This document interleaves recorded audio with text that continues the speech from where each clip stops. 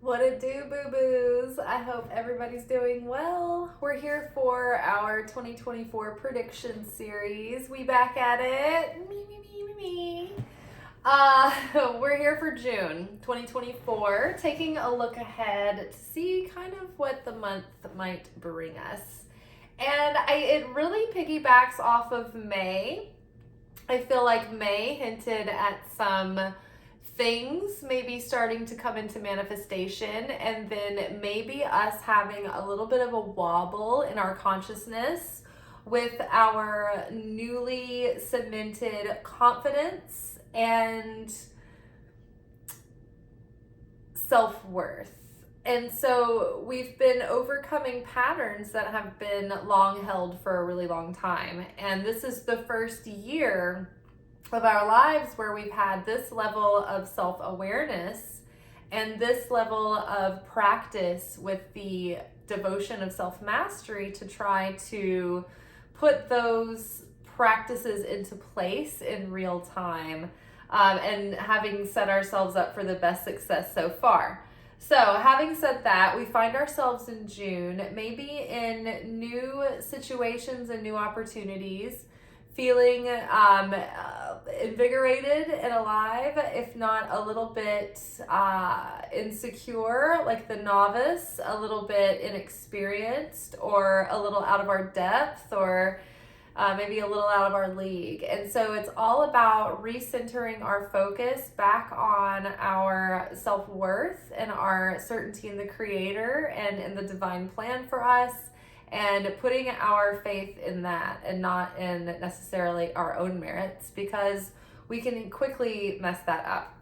And it looks like things might feel a little hairy this month, but it's going to be up to us to stay in our sovereignty and not do anything reactive, but just to hold our worth, stay in that confidence, stay quietly calm and peaceful, and ride it out, ride out the uncertainty, because I believe it's only an illusion.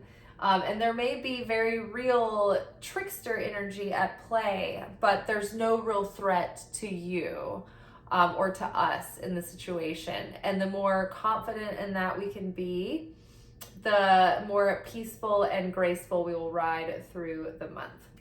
But overall, I think that there's some really fun things ahead and opportunities to overcome and heal a lot.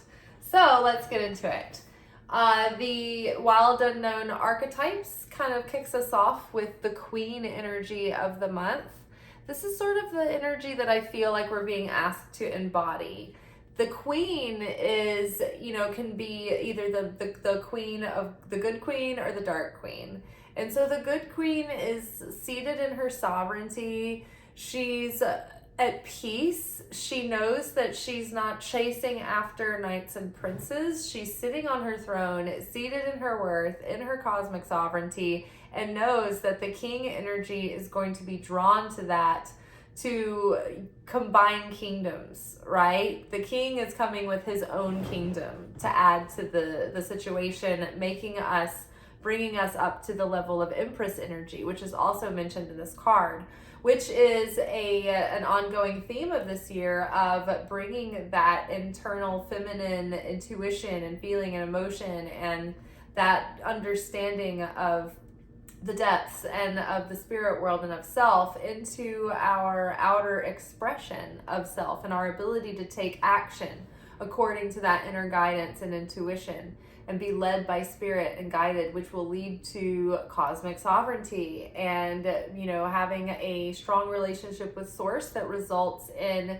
stable and secure foundations, which can be, which can support abundance and secure and healthy and thriving relationships. So the Queen, in her state of lightness, is compassionate and empathic and understanding and nurturing, and has strong boundaries and knows herself and is open, but has limits and boundaries and standards, but also doesn't become petty, does not project, right?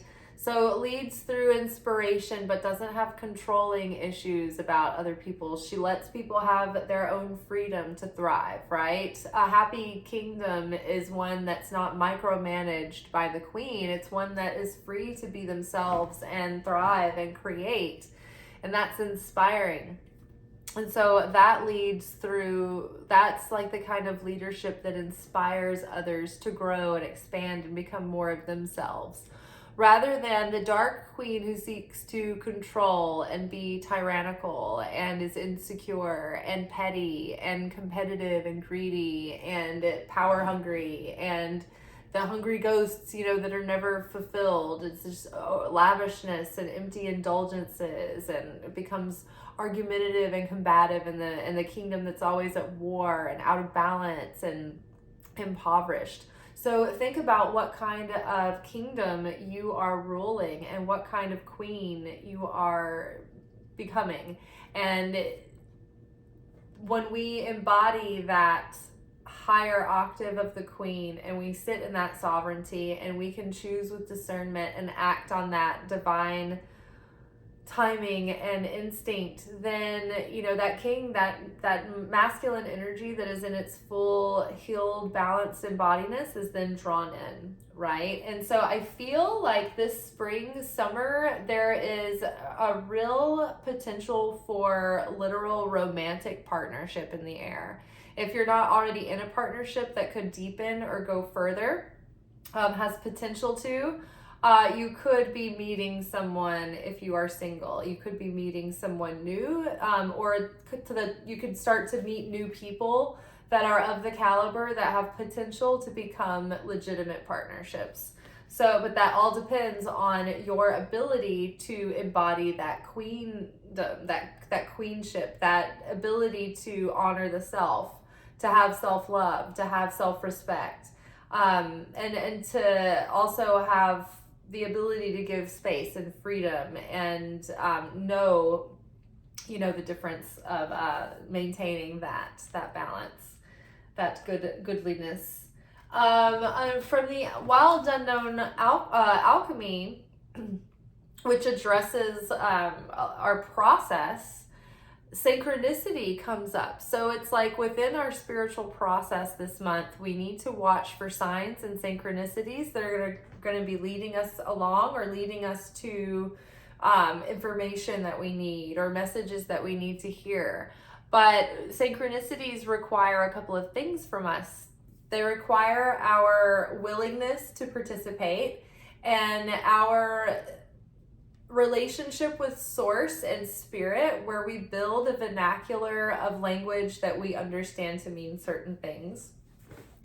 And we have to be in a state of presence without obsession and without control. We need to be in a state of surrender. Because if you're looking for a certain sign that you want to see, you can make it that sign and see it everywhere. Or you can make a sign that's very common that you will see everywhere. And, in your conscious mind, you'll be like, no, this is really the thing. I didn't do that on purpose. But like in your subconscious, that's why you chose that sign, because it's everywhere. So it reaffirms what you want it to. So it has to be like, choose the sign, make it be meaningful or make sense to you why you would choose that sign. And then communicate with source and your higher, like your spirit guides, for the side of the light, make it known that that's what that means to you. And also be open to letting spirit present things to you without you looking for certain things.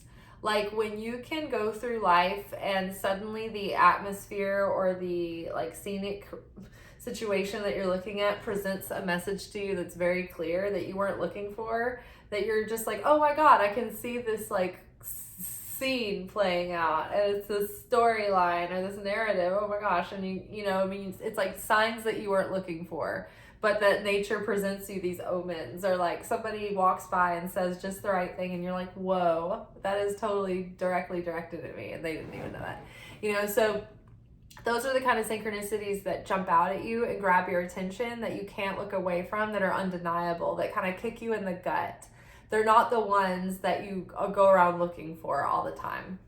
So just keep that in mind. Be aware and present, and be willing to see synchronicities that present. Also, be honest and able to see red flags that are also a type of synchronicity as well. When life keeps showing you, red flags about a situation, or, that things like red flags, then pay attention to those too. So from the Goddess Power Oracle by Colette Baron Reed, just pulling on like goddess archetypes that we should look to for lessons to embody, and that feminine energy and power to work with. What will help us this month will be, three of the ladies came out to help us. We've got Gula for healing. I don't know how you pronounce that. I think that's how it is. Pavarti for devotion, which she came out in May last month. So we've got healing, devotion, and forgiveness, which this is where I think this piggybacks off of last month, because there was a situation that began to unfold, and there was a little bit of turbulence and uncertainty and a little bit of insecurity and doubt that came up last month. And that was the challenge, was to overcome that little hiccup and believe that it is not a sign that it is for the worst, but a sign that it's for the best. And so we're reaffirmed that this month. Healing, devotion, and forgiveness. It's like, continue to stay on that practice, that devotion of connecting with Source, making Source our daily dose of fulfillment. And that way we're not needy, we're not lacking, we're not desperate. We're fulfilled and we're full, and we're in that connection with our blessing and our abundance and our protection and our provision and our guidance. And so our cup runneth over from there, and that keeps us in alignment with miracles and harmony and with Source. So knowing that that is our connection alleviates a lot of the neuroses that we bring in because of our insecurities and fears and lack and doubt within relationships. So it helps us practice restriction, and instead of being reactive and being insecure or being controlling or something like that, falling into a self-destructive pattern, we can pause and observe the urge to do that. And then we can sort of unpack the thought process that's going on, that's causing feelings, that's magnifying the off-kiltered perceptions. We can start to follow those back and unpack them, staying devoted to that practice. But stay devoted to your spiritual practice to connect with Source. Stay devoted to your practice of self-discovery, of unraveling the mysteries that lie within your unconscious patterns that play out. When you follow those back to those sources, it's like you can immediately start untangling them and rewriting them. It's amazing. And so staying on that practice, staying on your healthy habits, and your, if you're a creative or an entrepreneur, like showing up on a daily basis for those projects. And keeping those promises to yourself, because the more consistent you are and the more secure you are and stable you are in your relationship with yourself, and you keep promises to yourself and you show yourself consistency and devotion, that puts the signal out to the universe and attracts those who care to show you consistency and devotion, right? It's projecting that sense of self-worth. And so even just being able to get through the butterflies and the cold feet and the jitters of opening up to maybe someone that you really like, it causes that feeling of vulnerability to come in any one of us, right? No matter how far we are along in our healing journey in our consciousness, it's like it can make us feel a little bit, nervous and insecure to put ourselves out there. But it's like, don't hide, don't hold back because of the past. Let the past go. This is also tied into deeper, distant childhood things to do with the father, which is going to come up further later in the reading. So if there are misunderstandings right up on the front side, just know that it could be due to timidity, to shyness, not necessarily something malicious, because we have, for our animal spirit helpers, we've got earthworm that also came out with the whale. And so the earthworm is this kind of gentle, shy, timid, like novice, like, oh, I'm not the expert. I don't know what I'm doing. I'm a little bit out of my depth. I'm a little bit shy. I'm a little bit reluctant to share my inner vision because I don't know if it's good enough, or I don't know if anybody will take me seriously, or if I don't know if I'm a real contender in this arena. Maybe you accepted a new opportunity recently and you're new and you're like, I'm scared, and that's okay. Don't hold back. Don't quiet yourself. You have more to offer than you give yourself credit for. And maybe somebody else in the situation, like say, for instance, if this is a new romantic relationship and you're wondering if the person is like disinterested or playing games, or if this is just another narcissistic thing all over again, or what, maybe give the benefit of the doubt. This is month 2, this is only a few weeks in, to see if this person might be shy or timid or intimidated by opening up. Maybe they want to feel like it's safe to open up to you. So maybe you have to show your gentle, vulnerable side as well. And not when someone shares things with you, it's like you accept that and you don't try to fix it or change it. You just let them be what they are and don't hold it against them. And that way they open up to you more and more, and they're not afraid of being punished or being manipulated or being controlled or shut down or not accepted or changed. It's like, but that has to be real. It can't be used as a tactic, because people feel through that and they can see through it. So it always backfires. Because it just creates emotional entanglement and knots within the situation that end up like causing you to implode in that strategy. So the whale is someone of deep feeling and experience and wisdom and understanding and compassion.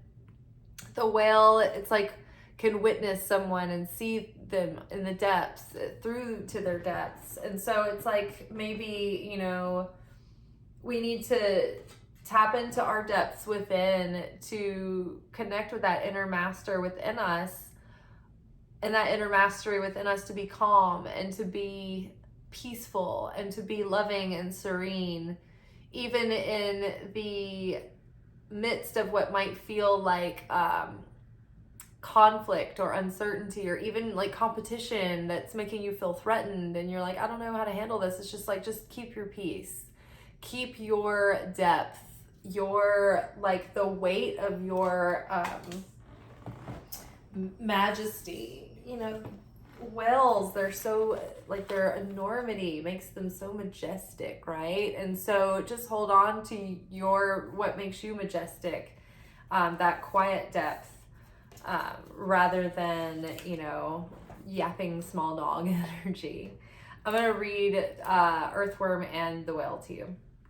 Okay, so the earthworm: shy, hesitant, reluctant to share inner vision. We have all felt the woes of the earthworm at some point along the way. The earthworm indicates a newbie or a novice working to establish confidence in a new field. Others around you may seem wise and experienced, but it's important to remember that they once felt earthworm energy too. This card is a reminder not to be intimidated or lose hope. Mastery takes time, and you're on the right track. Besides, rumor has it that a beginner's mind offers the most valuable insights. When in balance, earnest, intelligent, and valuable. When out of balance, self-conscious and apprehensive. To bring into balance, speak up and risk embarrassment. All right.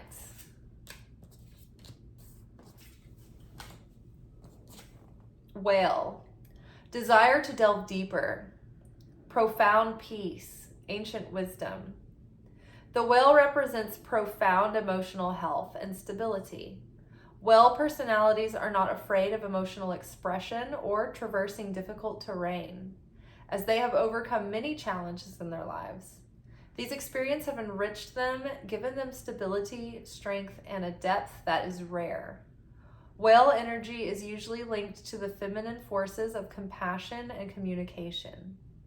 We can depend on whale personalities when all else seems lost and trust them to be a beacon in our darkest hour. When in balance, calm, steady, deeply compassionate.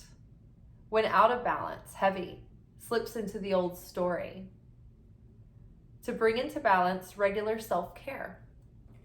So again, regular self-care this month, that queen energy, lots of the feminine archetypes showed up. So that's so much of the feminine archetypal energy.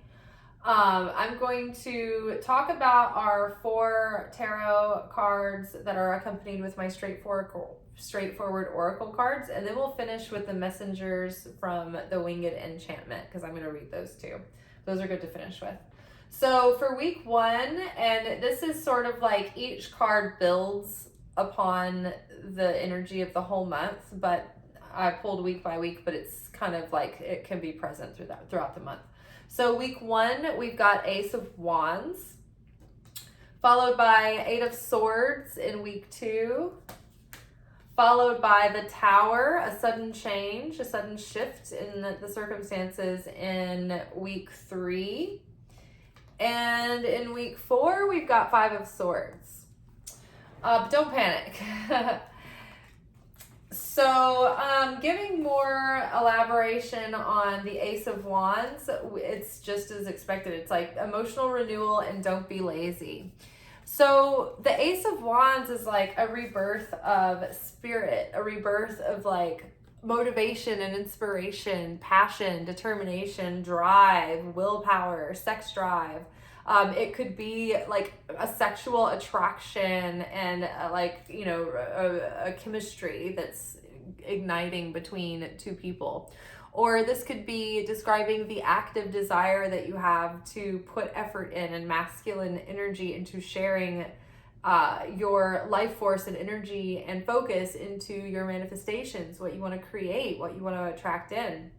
So don't waste this feeling of emotional renewal, and don't be lazy. Don't let it pass you by. Really stay active. And you could be, if you are in an emotionally triggering situation this month, it could trigger you into a dysregulated pattern of a dysregulated nervous system that causes limerence, freezing. So if you are in a situation where you're kind of obsessing over it, just let it go. Go do something physical outside, out in nature. Because breathing fresh air, getting outside, grounding yourself, doing a physical activity, literally saying something simple and doing the motor skill with it, like right foot, left foot, like stomping your feet, kind of helps to regulate your nervous system, and it helps you get out of freeze mode and back into active mode. So don't waste your time and your focus and your energy, because a lot can be accomplished. But it's going to require you to master the self. And if you can just keep telling yourself all month long, there's nothing wrong, there's nothing to worry about, and to not waste any precious time or energy on it, to really just shift your focus on what matters, the situation will resolve eventually on its own, probably. And it seems bigger than it is. So we have 8 of Swords accompanied with a lucky chance. And so don't let your own fears hold you back from really making the most of this opportunity. Like if it's a relationship, then you might feel frozen, you might feel insecure, you might feel suspicious, you might feel like you're looking over your shoulder for that like foreboding thing that's always on the horizon. When's the rug gonna get ripped out? Is this gonna be just like every other, person? Pattern again and again, and it's like maybe this time it isn't. Like just assume that this time actually things could be playing out better than you think. And so just take off the blindfold, because if you look at 8 of Swords, we see that the threat is only like, it's so mild, there is no real threat. Like this person can just walk away at any point. Like they're not completely enclosed. Like, they can take the swords out of the ground, kick them over. Like, they have, like, galoshes. They're not even, like, gonna damage. They're not even get their socks wet, really. So it's just, like, the threat is imagined. And it's a fear that's causing, like, analysis paralysis, or feeling like you're stuck in a situation when you're not really stuck. Or feeling frozen and feeling like you don't have any power, or feeling powerless, but when you're not, you actually are very empowered. This is only like because of your consciousness and your perception about the situation. So turn your focus elsewhere, because this is actually a very lucky chance. So just relax and rest assured that things will be okay, and do your best. And that's all you can do. Being neurotic and like locked up is only going to make things worse. It's never going to help. And so we've got the Tower here, which the Tower is when things have been built on like false senses of security or like faulty foundations. And it's like this thing that can't sustain itself. And so it's finally falling, crumbling, right? And so this is accompanied with your limiting beliefs are the issue, and this is a father issue. So our father, the wounds that we have that were connected with our father that have created behaviors in us, and possibly post-traumatic stress syndrome from childhood that has played out in like neural dysregulation. And even though we've like tried to tackle the emotional problems and the spiritual problems and the soul problems over and over again, it's like it's still like looping and looping. It's like, oh, it's in our neural plasticity. Like we need to use our neuroplasticity to get this out of our nervous system. And the more that we realize it, the less that it has actual power, and the more we unravel it, and the more we dissolve it and clean the hard drive, so to speak. So the limiting beliefs, when you have like father wounds, they can damage your self-confidence, right? And so it's like we're getting our self-confidence back. Our limiting beliefs about ourselves and what's possible for us and what we're capable of, and like what we deserve, and like how lovable that we are, like all of that, like limited belief around that is coming to like an end. That is the tower that's crashing, that's crumbling. It's not, this is not a bad tower. This is a good tower. This is like all of those lies that you believed about yourself not being good enough. It's like you're healing that, and all of that. It's like it's coming into like your awareness, and it's revelatory, and it's just boom, lightning strike moment of clarity that's crumbling all of the false beliefs that you've had about yourself. It's really, really amazing. And so here's the Five of Swords. It's like, this is conflict. This is arguments. This is words, right? This is thoughts. The swords are thoughts and words. And so this can be arguing your point, or like winning an argument at all cost, or just like a battle of the egos, a battle of agendas, or just being careful about how you communicate and not being combative or argumentative or passive aggressive, and just trying to have healthy, loving communication and doing your best. Because the card, it's a match, it's a good match, came up with this. So perhaps someone is a worthy adversary, and you can really talk it out with them and communicate and try to like keep your emotions under control, so that you can have healthy communication, and it's not emotionally charged, but you can be emotionally grounded and express how you feel without being like an hysterical wreck, if that makes sense. So yeah, whatever it is like that's causing you this like conflict and arguments, it's mostly probably coming from questioning what either you're doing in this environment, like, oh, what am I doing here? Like, it's like you're questioning yourself within this opportunity, or within the relationship. It's like you're questioning the relationship, you're questioning the other person, you're questioning yourself. And I think that everything's all good. It's more just about coming to a state of inner peace and confidence, and allowing yourself to relax and not be so suspicious. Like, give it a chance. Like, if you're taking it slow, then it's only been a few weeks anyway. So it's like, everything's fine. Okay, and so now The pelican and magpie. I'm going to read these to you guys. We'll start with the pelican.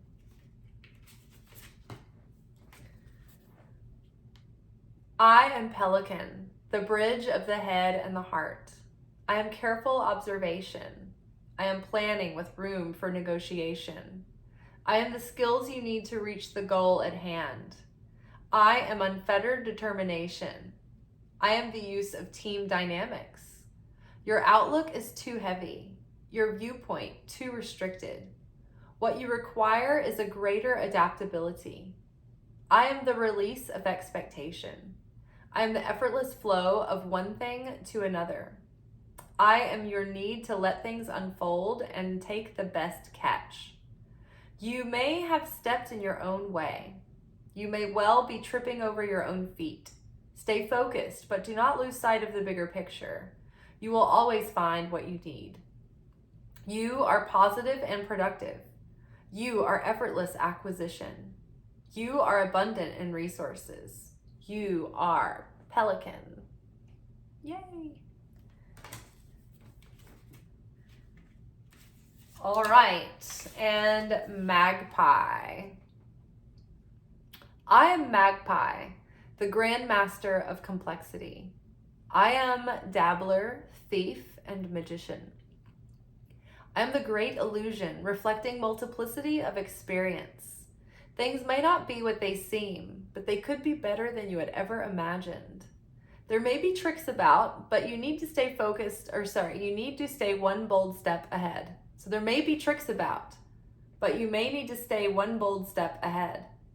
I am here to discern your true colors and coax them out into the light. What bold ideas are you hoarding in the safety of your nest? What precious gems lay hidden beneath your trash heap of wasted time and squandered resources? I am here to unearth the treasure and hold it up to the light. What bold new colors reveal themselves? What shadows are creeping up from behind? What conversation are you avoiding with your internal chatter? It is time to shed the safety net and go for the most dazzling jewels of your experience. So it is time to shed the safety net and go for the most dazzling jewels of your experience. You have caught my attention. You have raised the stakes. You are shining in the light. You are magpie. We are magpie. Awesome. And that is June. So amazing. I feel like there could be potential for great partnership and great opportunities to start growing and take root and take seed. But don't let your insecurity creep in. The ego looks for any little gap to get in and cause separation and chaos and destruction. So close the gaps. Don't leave any little windows or doors open for the opponent to crawl in. And yeah, I think it's going to be a really great May and June. So just enjoy, have so much fun. Let your heart be in gladness and gratitude and at peace. And just try to stay focused so that you can get a lot done on your goals and dreams during this time. All right, y'all. Ciao.